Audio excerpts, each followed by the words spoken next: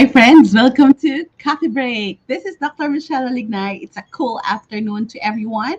I hope you join me in this episode regarding being assertive. This is the second part of our topic the other day. And that I know that many people have been quiet. Many people they have expressed in many ways or another. I have gathered feedback that it's hard for me to express myself. I don't know how to say it because baka ayoko makasakit. And I think that's how we were brought up, that we don't speak, we don't really tell, we don't say, we don't really find ways to express ourselves. So but I know that it's important for us to learn about assertiveness.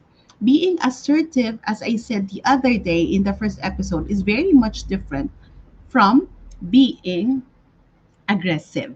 Can you tell the difference? For those of you who are here already, what do you think are the main differences of being assertive and being aggressive? Do you have an idea?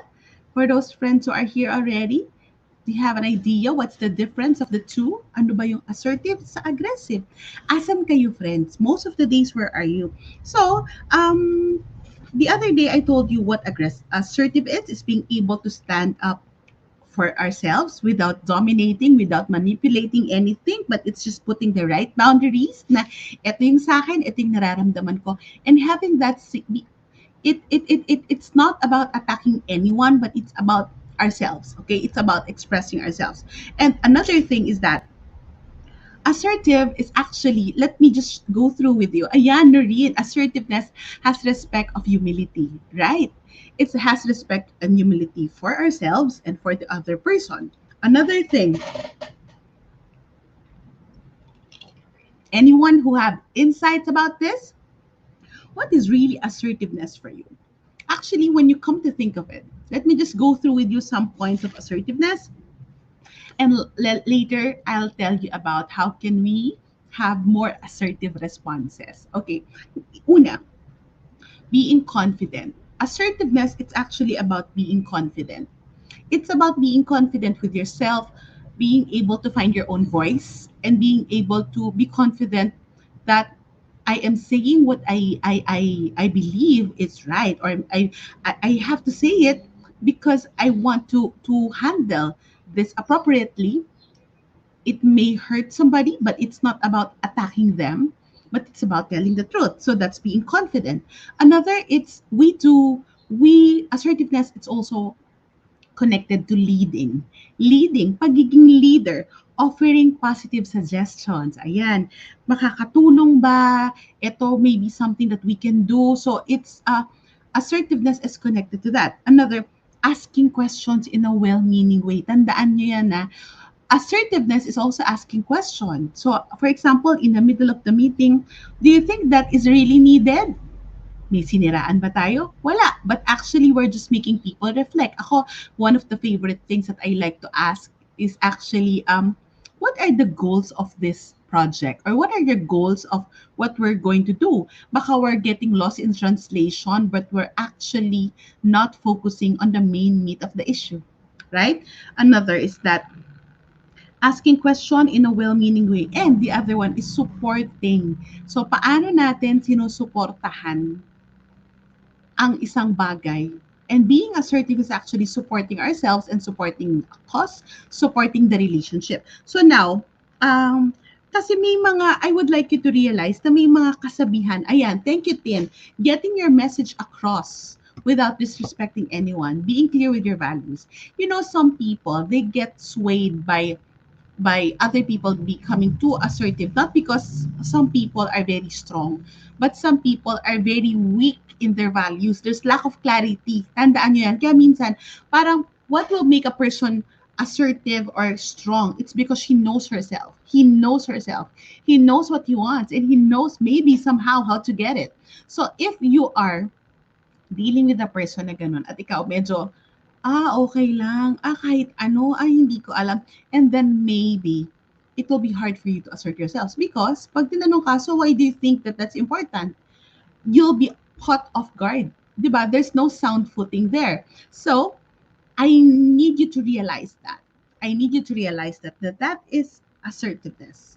Being able, hi Jing, assertiveness is not being condescending, but making your point clarified and heard. Yes, not because you would like to hurt, but because you would like to collaborate. Thank you to all those sending stars while in the middle of this discussion, Lyra and Arman. That's really appreciated. So let's continue on with the discussion. Meron lang akong mga bagay na nakagawian nating mga Pinoy na ito, I would like it to be your point of reflection. No? That, kaya, it's so hard for many of us to be assertive, is that, ito yung mga statements na yon. Kung meron kayong maidadagdag, feel free to put that in the comments, okay? One is maliit na bagay lang yan, huwag mo nang patulan, di ba? Maliit na bagay lang yan. Oo naman, I believe that let's not sweat the small stuff, but there are some small stuff that can actually be very toxic. Tandaan natin, ang virus ay hindi nakikita at nagsisimula yan sa maliit. Ang bacteria din ay ganon, ang infection, ang bacterial infection. So, maliit na bagay din yan. Sasabihin nila parang ng mga nakakatanda culture-wise na let's not sweat the small stuff, it's not really important, but it's actually affecting the whole system already. Is it healthy or not? Check it is. Check if it is. Because if it's no longer healthy at the moment, or you see it that it might progress to a bigger problem later. For example, somebody in your household is yung increasing or escalating their tone on you, or you don't want to be treated such. Yung maliliit na bagay pa lang, it's good to assert yourselves already, like I would really appreciate not to be treated like this, or I would really appreciate that your voice is not like this. Yan. So, yan. Hindi natin papatulan lahat, pero maliit pa lang, i-correct na para hindi lumalaki. And then another yung kasabihan, pabayaan mo na, ipagpasa Diyos mo na lang. Oo, may mga bagay naman na gano'n na I'm for one. There are some things that we need to let go of. But what if you're dealing with it every day and it's not healthy for the relationship, or it's not healthy for the people around you, and then we just keep quiet.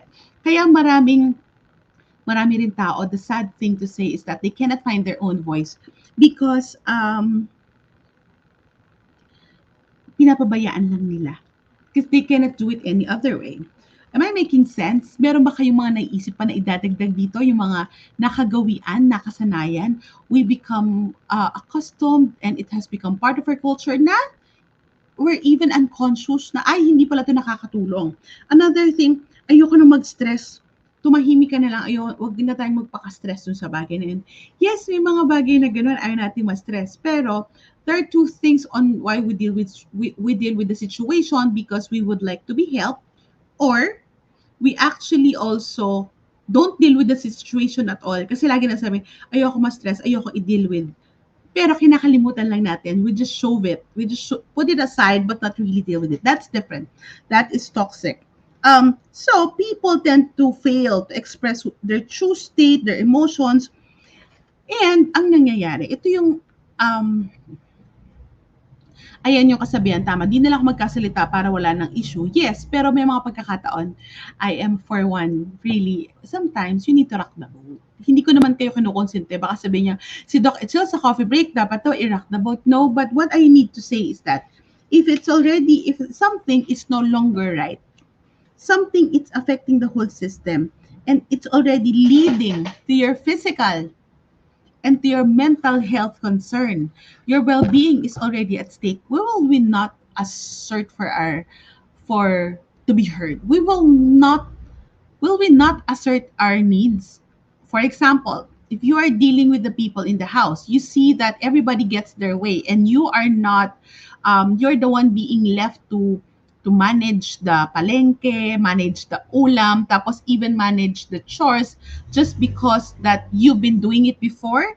But now that you are maybe sick, or now that you think that you have more load at work and you need help, but they don't want to listen to you, would you just say na bayaan mo na para wala na lang issue?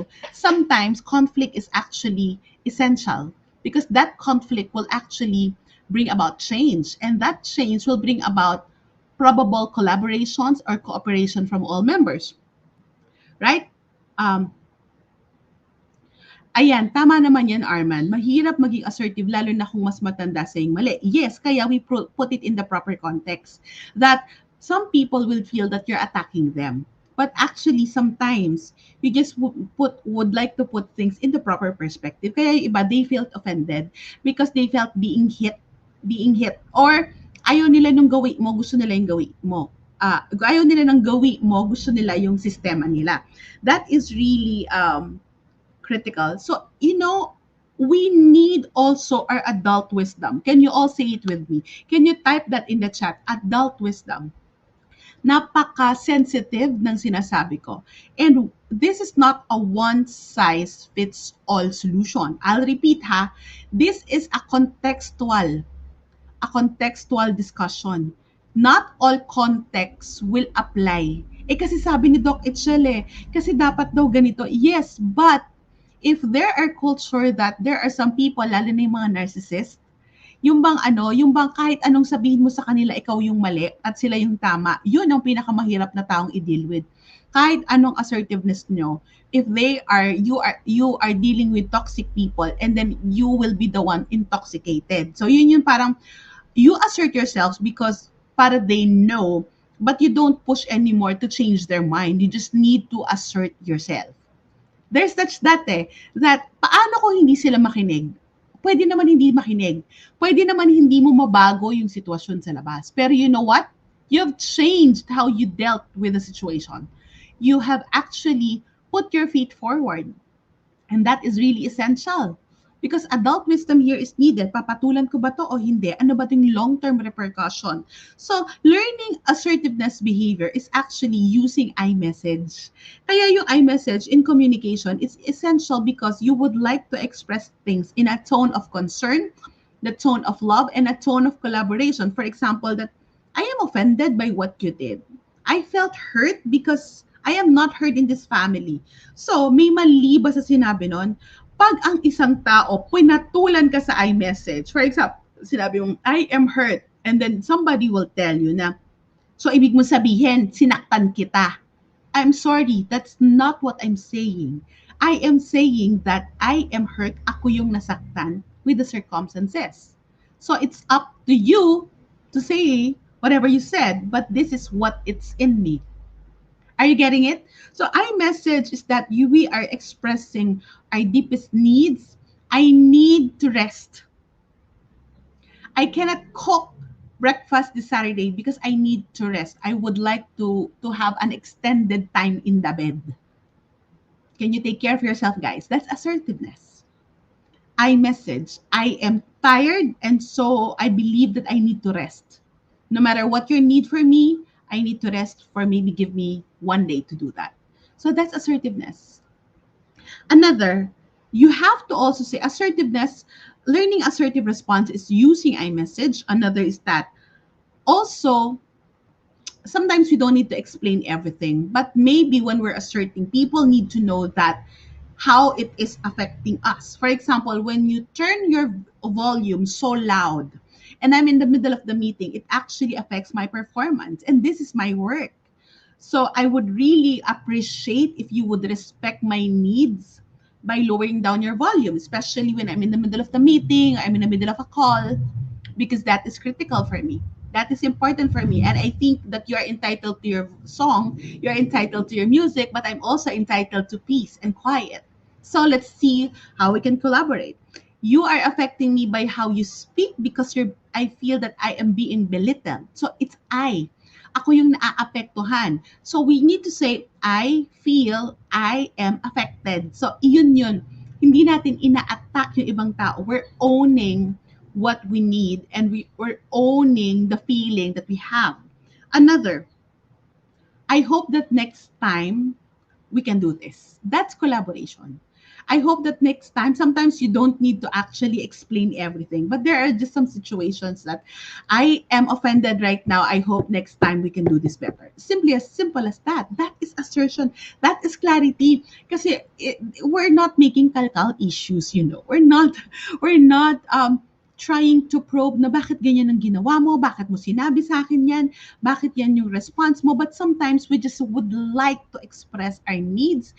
We just would like to tell people around us our expectations. I expect you that you message me anything emergency or anything needed my attention before 7 p.m.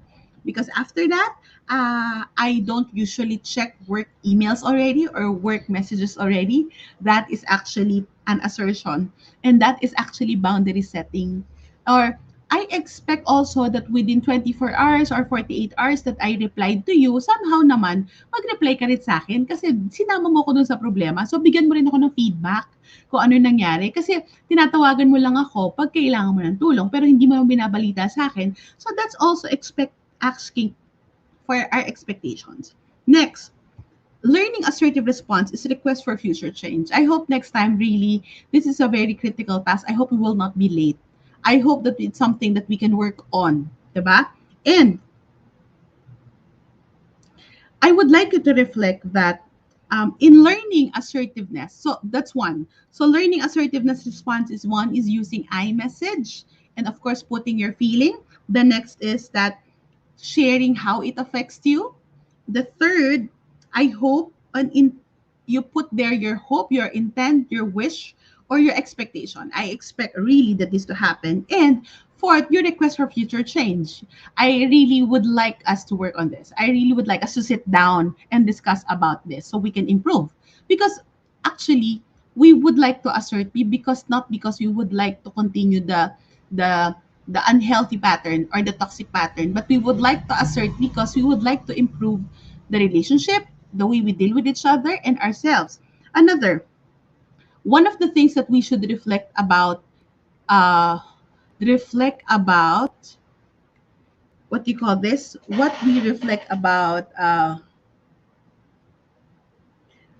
learning assertive behavior is one, when we deny our feelings, it's like actually denying ourselves. When we deny that opportunity to share what we really want, we're actually denying ourselves. So, people always, it is regarded also that assertiveness is actually putting us in the picture. Because if we don't, people will just take us for granted. People will just say na, okay lang naman sa kanya, hindi naman kumikibo yan eh. Mayaan mo na yun, hindi naman yun, wala naman say yun. So, there. So here, being assertive, when you deny your feeling of being heard, you deny your needs. And when we deny our needs, we deny our worth. So it's here, I am valuable. I see myself as worthwhile. I am who I am and I need these rights and I need to be heard and I need to express what I need also because we are in a relationship. Okay? So when you deny your feelings of being heard, you deny your needs. So you need to learn assertive behavior. You need to learn assertive response because we would like our needs to be met and we would like to be heard and we would like to restore our worth in. We would like to show people the boundaries that we have. And then another thing, the goal of being assertive is actually to be constructive, to collaborate and improve the relationship, actually even to express love. I'll repeat it again. Remember that we would like to move into being assertive because we would like to collaborate to improve the relationship and we would like to express love. We would like to express love, we would like to express concern, and we would like that to happen. Um, and if something significant is bugging you, you have to get it out. Of course, timing is critical. Pero pag talagang apektado ka na, some people suffer in silence. Some people, uh, they feel na parang wala naman nakikinig sa akin, wala naman nagpapahalaga sa akin kasi um, they don't get it out. Hindi nila sinabi. When we would like to get it out, we don't lash out. Are you getting me? Letting it out of our system, it's different from lashing out. Lashing out is pagalit. Assertiveness is collaborating. Tone of concern, tone of collaboration and cooperation, and a tone of love that we would like to improve. So, another thing, assertiveness is also expressing positive emotions. Diba we can assert na, oh, I'm really happy about what you said. Pwede naman din yun. This is something that is really good. This is something that's critical for everybody to learn, for everybody to be helped with. And I think that you're doing a good job. So, I hope that's something that you can reflect about. Another, assertiveness is actually, take note of this word, emotional risk. Assertiveness is actually emotional risk. Kasi pag sinabi natin, I feel like this, I feel this way, other people will not get it. Other people would not pick up na apektado tayo. But when we say it's emotional risk, we are actually opening ourselves. We are actually disclosing our inner needs. And in the process, it's becoming vulnerable. That's why emotional risk siya because some people might get it, some people may not, but that's not the goal. The goal is I put the boundaries straight. Sinabi ko kung ano yung totoo nararamdaman.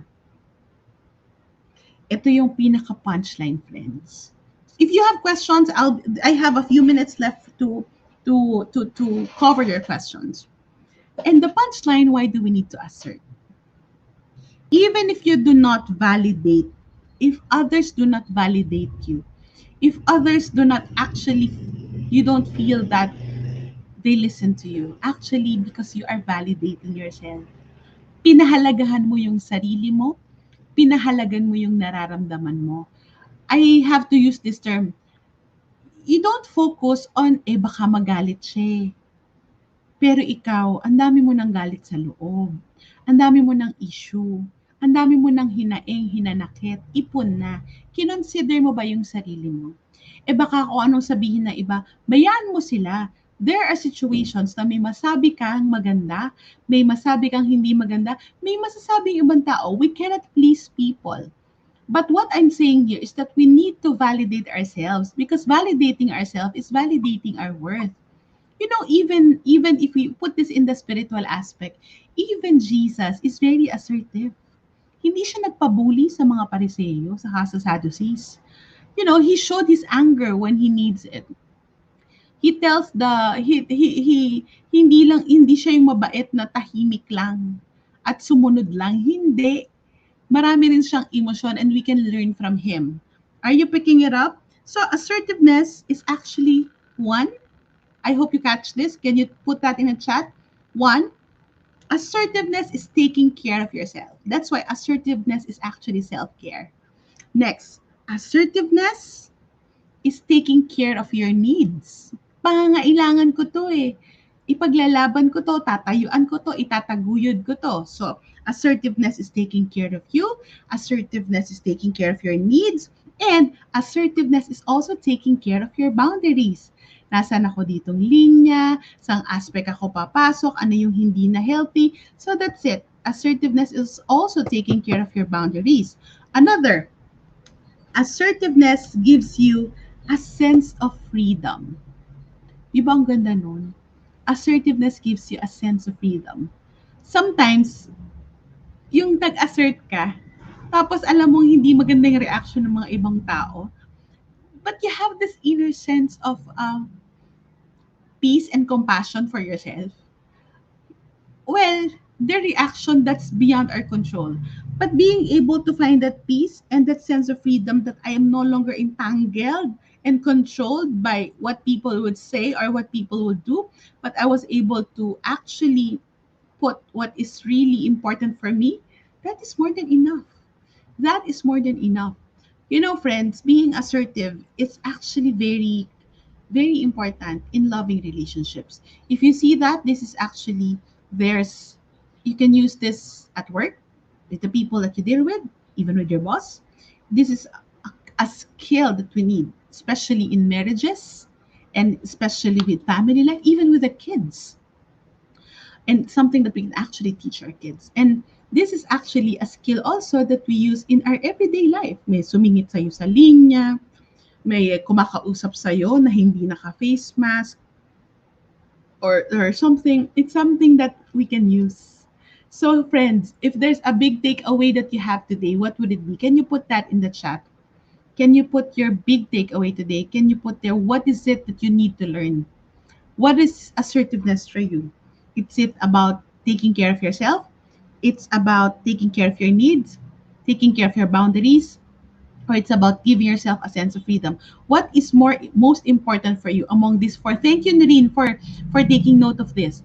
Pero dito sa sinabi kong to, ano dito yung napakahalaga sa'yo? Ano dito yung gusto mong baunin beyond coffee break time? So, what is it that it will be best for you? Any insights?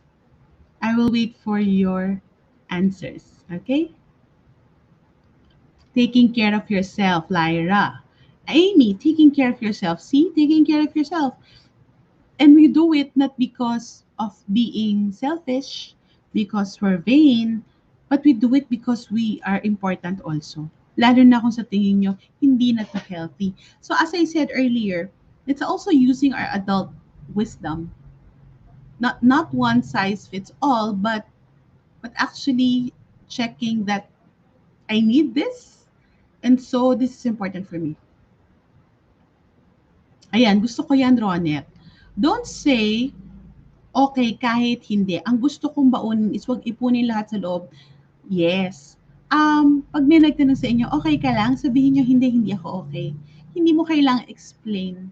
But actually, just saying that, no, I'm not okay. I'm really down today. It's actually taking charge of yourself and making your needs or feelings heard. Maybe you don't need to explain, but it's actually asserting yourself. So friends, magsimula tayo sa maliliit na bagay. As I said earlier, don't sweat the small stuff, but there are some small stuff that you need to really assert about. So I hope this coffee break session has helped you.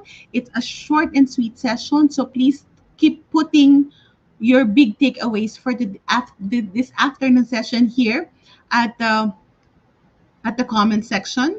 Noreen is saying, most important sa akin, assertiveness give me a sense of freedom and peace. I agree. And again, before I end, I would like to invite you to two things. First is I hope that you can join me at the Feast Conference. This is Brother Bo Sanchez's big inspirational event happening online on November 19, 20, and 21. It's a whole weekend of real life changing talks, and I'll be one of the masterclass speakers. And I hope that you can join us. Please check it out at feastconference.com.